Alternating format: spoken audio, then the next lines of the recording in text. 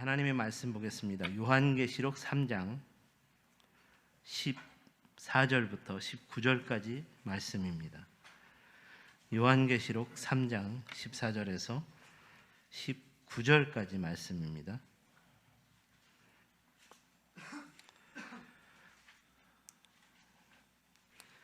찾으신 줄 알고 우리 함께 읽겠습니다. 시작. 라오디게아 교회의 사자에게 편지하라. 아멘이시오 충성되고 참된 증인이시오 하나님의 창조의 근본이신 이가 이르시되 내가 내 행위를 아노니 내가 차지도 아니하고 뜨겁지도 아니하도다. 내가 차든지 뜨겁든지 하기를 원하노라. 내가 이같이 미지근하여 뜨겁지도 아니하고 차지도 아니하니 내 입에서 너를 토하여 버리랴. 내가 말하기를 나는 부자라 부유하여 부족한 것이 없다 하나 내 곤고한 것과 가련한 것과 가난한 것과 눈먼 것과 벌거벗은 것을 알지 못하는도다. 내가 너를 권하노니 내게서 불로 연단한 금을 사서 부요하게 하고 흰옷을 사서 입어 벌거벗은 수치를 보이지 않게 하고 안약을 사서 눈에 발라 보게 하라. 물은 내가 사랑하는 자를 책망하여 징계하노니 그러므로 내가 열심을 내라 회개하라. 아멘. 오늘 말씀을 중심으로 봉사와 섬김의 빛을 발하라 라는 주제로 말씀의 은혜를 함께 나누겠습니다. 2021년 우리 교회 비전 말씀인 세상의 빛을 발하는 교회가 되기 위해서 마지막으로 우리가 생각해 보아야 할 주제는 이웃을 향한 봉사와 섬김의 빛을 발하자라는 것입니다. 봉사와 섬김은 성도인 우리에게 있어서 매우 실천적인 이웃사랑을 도전하는 주제입니다. 봉사와 섬김은 예수님께서 말씀하신 두 번째 계명인 내 이웃을 내 몸과 같이 사랑하라는 말씀에 대한 실천적인 내용을 포함하고 있습니다. 예수님은 언제나 자기보다 가난하고 연약한 이웃을 위해 봉사하고 섬기는 삶을 위한 본을 보여주셨고 이를 가르치셨습니다. 그러므로 이웃사랑의 본질은 봉사이고 섬김이라고 말할 수 있겠습니다.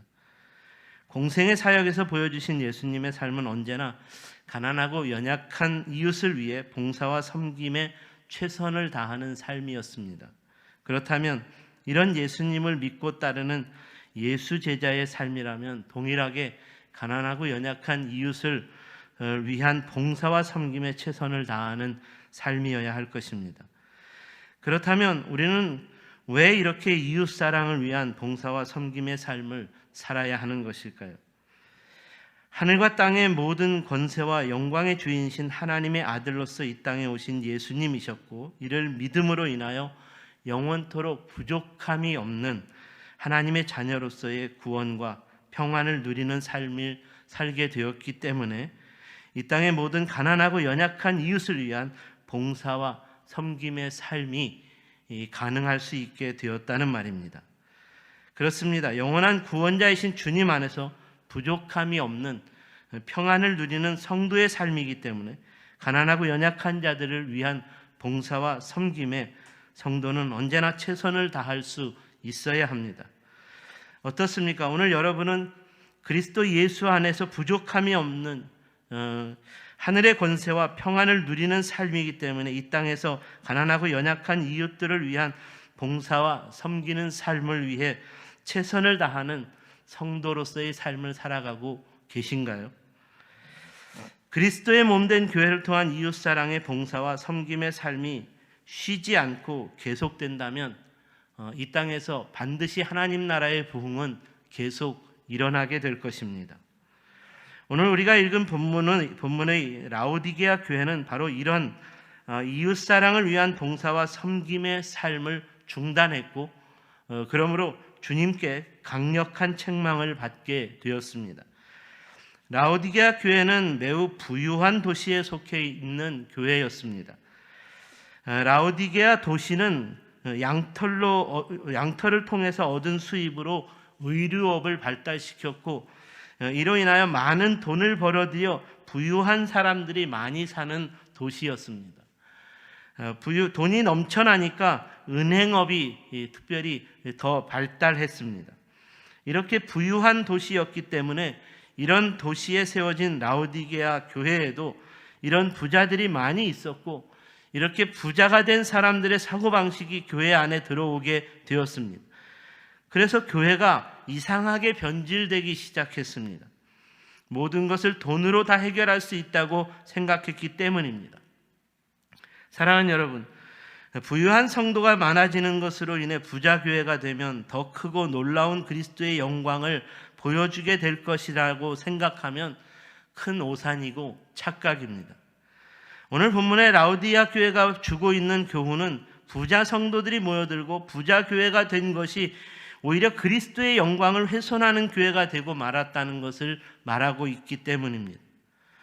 저는 이런 라오디게아 교회의 모습이 오늘날의 교회와 동일한 모습으로 나타나고 있다는 생각이 듭니다. 오늘날의 교회도 부유한 대도시마다 많은 부자들이 모여들었고, 이로 인하여 부자 교회가 정말 많이 세워졌습니다. 하지만 이런 부자 교회와 부자 성도들이 모여드는 교회가 그리스도의 영광을 나타내지 못하였고, 오히려 그리스도의 영광을 욕되게 하였고, 그러므로 조롱당하는 교회가 되어버렸다는 것입니다. 오늘 본문은 이런 교회를 향한 주님의 책망을 선포하고 있습니다. 그리스도의 몸된 교회를 욕되게 하고 조롱당하게 만든 교회답지 못한 교회를 향하여 주님께서 책망하셨습니다. 그렇다면 주님이 책망하시는 교회답지 못한 교회로서 라오디게아 교회의 문제점은 구체적으로 무엇이었을까요? 오늘 이 라오디게아 교회의 문제점이 저와 여러분으로 하여금 다시 한번 이 땅에 교회다운 교회를 세울 수 있는 도전이고 교훈이 되기 때문에 이에 대한 문제점을 통해 우리에게 주는, 오늘날의 교회에게 주는 도전을 생각해 보고자 합니다. 첫 번째로, 교회는 항상 봉사와 섬김을 위해 충성되고 참된 증인의 교회가 되어야 한다는 것입니다. 오늘 본문 14절을 보시면 주님께서 라오디게아 교회에 대하여 이렇게 말씀하십니다. 라오디게아 교회의 사자에게 편지하라. 아멘이시요 충성되고 참된 증인이요 하나님 창조의 근본이신 이가 이르되라고 말씀하셨습니다. 그리고 이 말씀 이후에 15절에서는 이 라오디게아 교회에게 매우 강력한 책망의 말씀을 선포합니다. 내가 내 행위를 아노니 내가 차지도 아니하고 뜨겁지도 아니하도다. 내가 차든지 뜨겁든지 하기를 원하노라. 저는 이 두 구절의 말씀을 묵상하면서 주님께서 라오디게아 교회의 영적인 문제점을 14절과 15절 말씀으로 분명하게 교훈해주고 있다는 생각이 들었습니다. 라오디게아 교회의 문제점은 항상 충성되고 참된 증인으로 가득한 교회가 되어야 하는데 그러지 못했다는 말입니다. 그러니까 이 말은 처음에는 라오디게아 교회가 충성되고 참된 증인의 교회로 세워졌는데 시간이 지나면서 부자들이 점점 많아지면서 점점 게을러지고 교만해지고 나태해지고, 그러므로 충성되지 못하고 참되지 못한 교회로 변질되었다는 말입니다. 차지도 아니하고 뜨겁지도 아니하도다. 이 말씀은 라오디게아 교회가 뜨뜻미지근한 성도 공동체가 되었다는 말입니다. 라오디게아 교회는 물질적으로 아쉬운 게 없으니까, 물질적으로 풍족하기 때문에 신앙생활은 마치 하나의 액세서리처럼 되어버린 그런 성도 공동체였습니다. 예배에서도 절실하지 한 모습이 사라졌고, 기도 생활에서도 하나님 앞에서 간절하지 않았고, 애통하는 눈물이 없고, 그러므로 이들의 봉사와 섬김은 형식적이고, 봉사와 섬김의 삶에 있어서 뜨거운 열심이 사라진 모습, 이런 모습을 주님께서 뜨뜻미지근하다라고 표현하셨다는 말입니다. 내가 차든지 뜨겁든지 하기를 원하노라. 이 말씀에서 우리가 생각해야 하는 것은 주님께서 바라시는 교회의 모습은 차가운 신앙의 모습이 아니라는 말입니다. 주님께서 바라시는 교회의 모습은 뜨거운 신앙 공동체이어야 한다는 말입니다.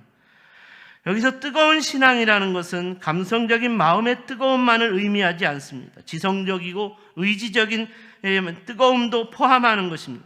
감성적인 뜨거움은 예배와 기도를 쉬지 않는 삶으로 나타나게 될 것입니다. 지성적인 뜨거움은 말씀을 사모하는 것으로 나타나게 될 것입니다. 의지적인 뜨거움은 성도들의 실천적이고 열정적인 봉사와 섬김의 삶으로 나타나는 것을 의미합니다. 하나님을 사랑하듯이 내 이웃을 내 몸과 같이 사랑하라는 말씀대로 이웃 사랑을 위한 봉사와 섬김의 삶은 항상 뜨거움, 이 의지에서 멈추지 말아야 한다는 말입니다. 충성되고 참된 증인은 바로 이렇게 뜨거운 의지를 가진, 의지를 불태우는 봉사와 섬김의 삶을 대표하는 교회의 모습을 가리킵니다. 의지적인 뜨거움의 실천과 열정이 식어버린다면 충성스럽지 못한 것이고 주님 앞에서 참된 증인의 교회가 아니라는 말입니다. 우리는 과거에 충성이라는 단어에 항상 목숨을 걸고 마지막까지 주군에게 최선을 다하는 주군을 향한 마음이 뜨거운 신하에게 주어지는 칭찬으로 이 말을 사용했습니다. 이런 차원에서 봉사와 섬김의 삶은 자기 목숨을 다 바쳐 죽기까지 포기하지 않고 계속되어야 하는 성도의 삶을 의미하는 것입니다. 그러니까 이렇게 뜨거운 봉사와 섬김의 삶이 라오디게아 교회를 통해서 중단되어 버렸기 때문에 더 이상 라오디게아 교회를 통한 교회의 영광을 보여줄 수 없게 되었다는 말입니다.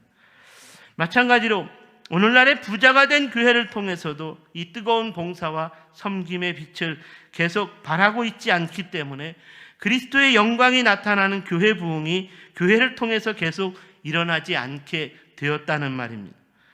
물론 이웃을 위해 봉사하고 섬기는 삶이 끊어지지 않고 계속된다는 것은 쉬운 일은 아닙니다.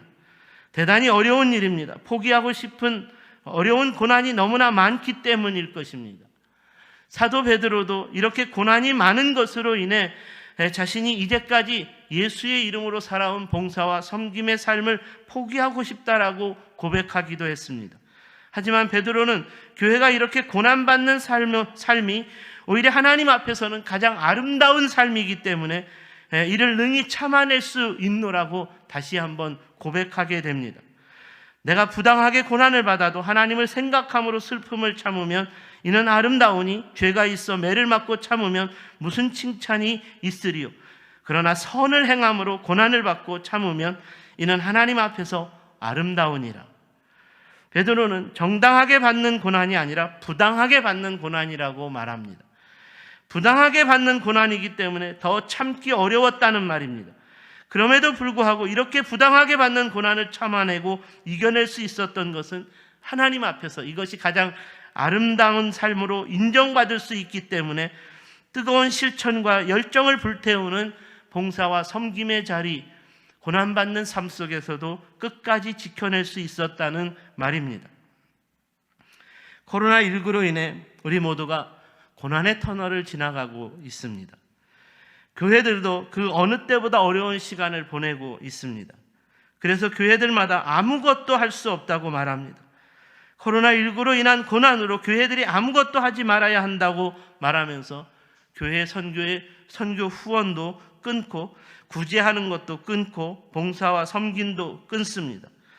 사랑하는 여러분, 코로나19로 선교지의 영혼들은 더 많이 죽어가고 있는데 선교 후원을 끊고 선교사님들의 선교 사역을 위축시킨다면 과연 우리 주님께서 그런 교회를 어떻게 생각하실까요? 코로나19로 인한 고난으로 교회가 이웃 사랑을 위한 구제, 이웃 사랑을 위한 봉사와 섬김을 잠시 멈추어야 한다고 말한다면 그런 교회를 향해 주님이 무엇이라고 말씀하실까요? 이런 생각들은 주님 안에서 참되고 충성된 증인다운 생각이 아니라는 말입니다. 정말 주님 안에서 충성되고 참된 증인의 교회라면 이런 때일수록 더욱 가난하고 연약한 이웃을 위한 봉사와 섬김의 빛을 더욱 뜨겁게 발할 수 있어야 한다는 것입니다. 이런 때일수록 교회가 이웃을 위한 뜨거운 봉사와 섬김의 사역을 더욱 불태울 수 있어야 한다는 말입니다. 세상을 향한 교회의 봉사와 섬김의 삶은 어떤 고난 속에서도 멈추지 않는 삶이어야 합니다. 바라기는 저와 여러분의 세종샘교회는 우리 주님께로부터 책망받는 교회가 되지 말아야겠습니다. 이를 위해 어떤 상황에서도 충성되고 참된 증인으로서 가난하고 연약한 이웃을 위해 봉사와 섬김의 빛을 계속 발할 수 있는 교회로서의 사명을 온전히 감당해낼 수 있기를 주님의 이름으로 축원합니다. 두 번째로, 교회는 봉사와 섬김을 위해 부자의 게으름과 교만을 경계해야 합니다. 이에 대한 교훈은 본문 17절을 보시면 좋겠습니다. 내가 말하기를 나는 부자라 부유하여 부족한 것이 없다 하나 내 곤고한 것과 가련한 것과 가난한 것과 눈먼 것과 벌거벗은 것을 알지 못하는도다.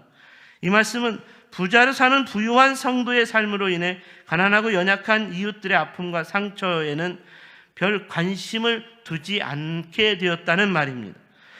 이는 부자가 된 성도가 영적인 게으름과 교만에 빠져 있는 것을 지적하고 있습니다. 라오디게아 교회와 같은 이런 성도의 모습은 어쩌면 오늘날의 교회와 또 성도들의 모습과 동일한 모습이라고 말할 수 있겠습니다. 오늘날의 교회들도 부유한 성도들이 압도적으로 많습니다. 부유한 성도가 되었다는 것은 나쁘다는 말이 아닙니다. 부유한 성도가 되었다는 것이 나쁘다는 것은 아닙니다. 문제는 부유한 성도가 되어서 게으름과 교만에 빠지게 되었다는 것입니다. 영적인 게으름과 교만에 빠졌습니다. 그러므로 오늘 본문에서도 주님이 책망하시는 것은 너희가 부유한 교회가 되어서 가난하고 연약한 이웃들을 위한 봉사와 섬김을 잊어버린 게으름과 교만에 빠져 있는 것을 지적하고 있는 것이고, 이렇게 게으름과 교만한 죄에 대하여 주님께서 18절 이후에 18절 말씀에서 매우 단호하게 세 가지 처방을 내려주심으로써 이 교만함과 게으름을 끊어낼 수 있어야 한다고 말씀하십니다. 18절 말씀해 보시면 내가 너를 권하노니 내게서 불로 연단한 금을 사서 부요하게 하고 흰옷을 사서 입어 벌거벗은 수치를 보이지 않게 하고 안약을 사서 눈에 발라 보게 하라. 세 가지 처방을 주님이 내리셨는데 불로 연단한 금을 사라고 했습니다. 이 말씀은 너희들이 이렇게 부유한 삶을 살게 되었는데 고난을 받지 않고 환난을 당하지 않고 환난을 당하는 삶을 멀리하고 영적으로 나태하게 되었는데 이런 삶으로 인하여서 아무런 선한 영향력을 끼치지 못하는 것이다. 성도의 삶이 이런 삶이 되어서는 안 된다. 그러므로 주님이 불로 연단한 금을 사라. 즉 정금 같은 신앙을 위해 스스로 고난받는 삶을 자처할 수 있어야 한다는 말입니다. 오늘날 많은 교회들이 돈이 많아지면서 성도들이 돈이 많아지면서 돈이면 무엇이든지 할 수 있다고 해결할 수 있다고 생각하고 돈으로 교회와 이웃에 대한 봉사와 섬김의 삶도 다 해결할 수 있다고 생각합니다. 이는 매우 잘못된 생각입니다. 사랑하는 여러분, 결코 그렇지 않습니다. 봉사와 섬김의 삶은 돈으로 살 수 없는 일들이 너무나 많기 때문에 그렇습니다. 우리 교회 안에 이웃과 교회 밖의 이웃을 위한 봉사와 섬김을 위해 돈으로 해결할 수 없는 것이 너무나 많이 있는데 부자가 된 영적 게으름과 교만함과 나태함에 빠져서 이에 대한 관심을 전혀 두지 않는다면 주님께서 반드시 책망하실 것입니다. 너희 이웃을 위한 봉사와 섬김에 돈으로 해결할 수 없는 너희들의 헌신과 수고와 희생이 계속 필요하다는 것 때문에 주님이 책망하신다는 말입니다. 그러므로 이런 헌신과 수고와 희생을 아끼지 않는 고난을 자처하는 삶이라면 불로 연단한 금을 사는 것으로서 정금 같은 신앙인으로 설 수 있다면 반드시 이 영적인 실패에서 벗어날 수 있는 영적인 승리자가 될 수 있다는 것입니다. 두 번째 처방에서 흰옷을 사서 입어 벌거벗은 수치를 보이지 않게 하라고 합니다. 여기서 흰옷은 영적인 순결, 영적인 정결을 말합니다. 세상의 돈과 물질의 가치가 교회 안에 들어오게 되면서 성도의 내면에 들어오게 되면서 우리도 모르게 만모니즘의 숭배자가 되었습니다. 돈과 물질이면 모든 것을 다 해결할 수 있다고 생각하기 때문에 영적인 순결과 정결을 잃어버렸습니다.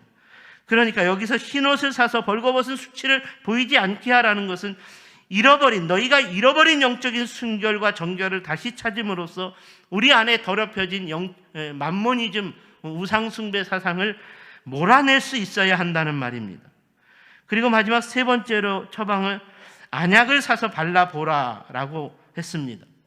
이 말씀은 교회가 영적인 눈을 떠야 한다는, 성도가 영적인 눈을 떠야 한다는 말입니다. 성도인 우리의 영적인 눈을 가리고 있는 것이 있다는 것입니다. 세상적인 가치, 물질적인 가치, 돈이면 다 해결될 수 있다는 이 가치가 우리의 눈을 가려서 우리가 영적인 나태함과 교만함에 빠져 있습니다.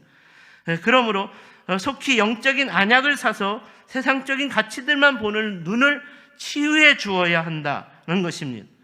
이상과 같은 세 가지 영적 처방법으로 라오디게아 교회를 향하여 영적 게으름과 교만에 빠진 부유한 삶에서 벗어날 수 있게 주님이 도와주셨다는 말입니다. 그렇다면 라오디게아 교회와 같은 오늘날의 교회들도 불로 연단한 금을 사서 영적인 삶을 다시 부유하게 하고 정결한 흰옷을 입어 영적으로 벌거벗은 수치에서 벗어날 수 있어야 하고 거룩한 안약을 사서 발라 영적인 눈을 다시 뜸으로써 세상을 향한 거룩한 봉사와 섬김의 빛을 다시 발할 수 있는 교회로 거듭날 수 있어야 한다는 말입니다.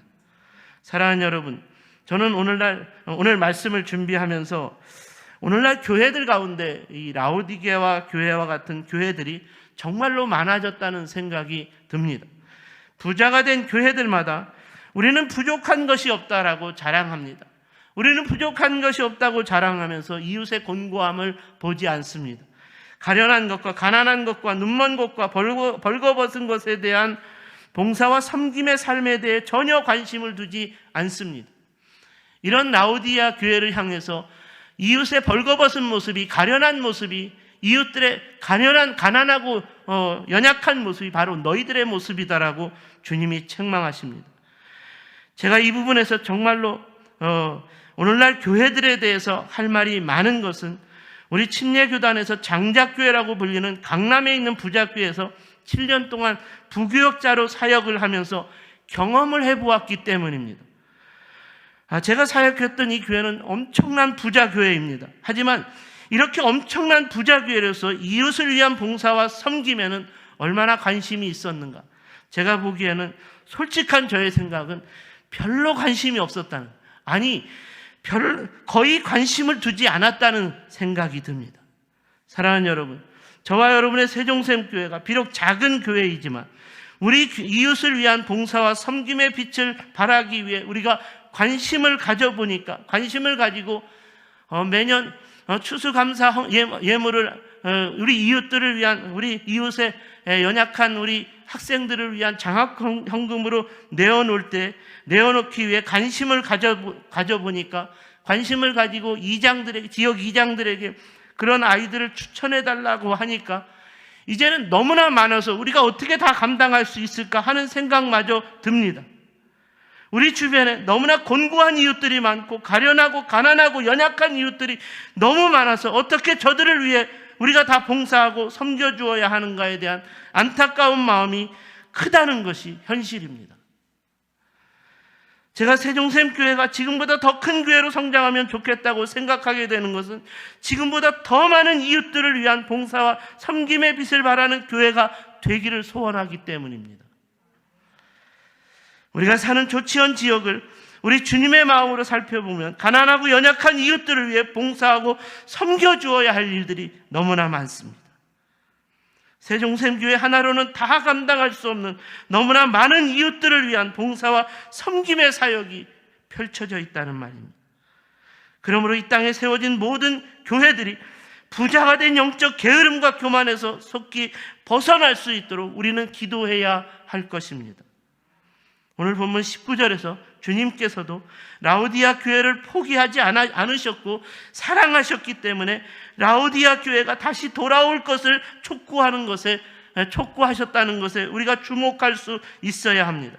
내가 사랑하는 자를 책망하여 징계하노니 그러므로 내가 열심을 내라, 회개하라.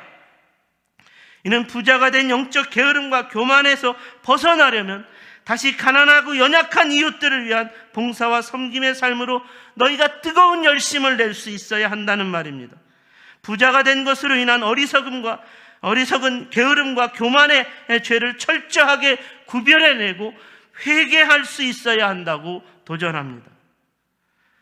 바라기는 이 땅에 세워진 모든 한국 교회가 속히 만모니즘의 사상에서 벗어나 가난하고 연약한 이웃들에게 참된 봉사와 선한 섬김의 빛을 온전히 발할 수 있는 교회다운 교회로 거듭날 수 있게 되기를 주님의 이름으로 축원합니다.